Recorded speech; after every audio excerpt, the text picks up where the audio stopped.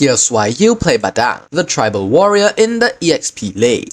First off, he has explosive combo potential that can burst down squishy enemies in seconds. His strong lane control allows him to constantly pressure his opponents and dominate trades. Badang also excels in team fights, especially when enemies are grouped up, thanks to his powerful knockback and AoE burst damage. However, he struggles against mobile heroes and relies heavily on positioning and landing his wall combo to be effective. Badang's passive, Chivalry Fist, allows him to gain a stack every time Badang lands a basic attack. Once he gets 4 stacks, his next basic attack will do extra damage and knock the target back. If the enemy hits an obstacle, they'll be stunned. Skills like his first and ultimate can also trigger this passive, making it easier to lock down enemies in combos. Badang's first skill, Fist Wind, sends out a gust of wind that damages and slows enemies in a straight line. It knocks enemies back and deals extra damage if it hits an obstacle. The skill helps him control the lane and combo into his passive for stuns. It also gives a stack of his passive instantly when used. Badang's second skill, Fist Break, dashes forward and creates a wall behind the first enemy hero he hits. The wall lasts a few seconds, and enemies who touch it take damage. This wall can trap enemies in place and combo with his other skills for massive damage.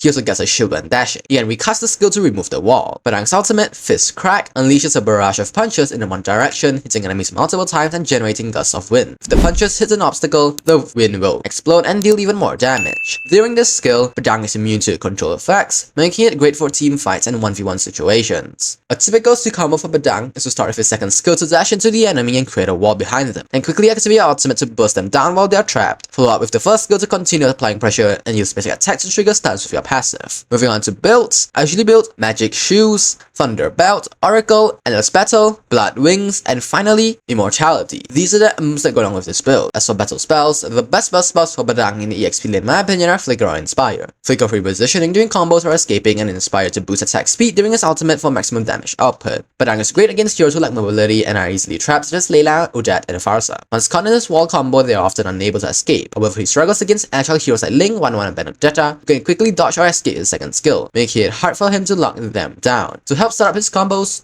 team up with initiators like Tigreal or crowd controllers like Luo Yi. You start upgrading the first skill for poke and wave clear, prioritize maxing the first skill for damage, then use the second skill for mobility and wall control. Most importantly, upgrade the ultimate whenever available. Badang's strength lies in his ability to chain his second skill and ultimate into a devastating combo. Always position yourself near a wall behind the enemy to trap them, then use your ultimate for huge burst damage. This combo is especially deadly near terrain where your first skill can also explode on impact. When in lane, use your basic attacks to build up your passive and look for trades once you have 4 stacks. Don't waste your dash unless you're certain you can catch the enemy, as missing it can leave you exposed. Badang is also strong in invading buffs or contesting objectives when he has his full combo ready, especially when you Inspire or Flicker to boost your chase potential.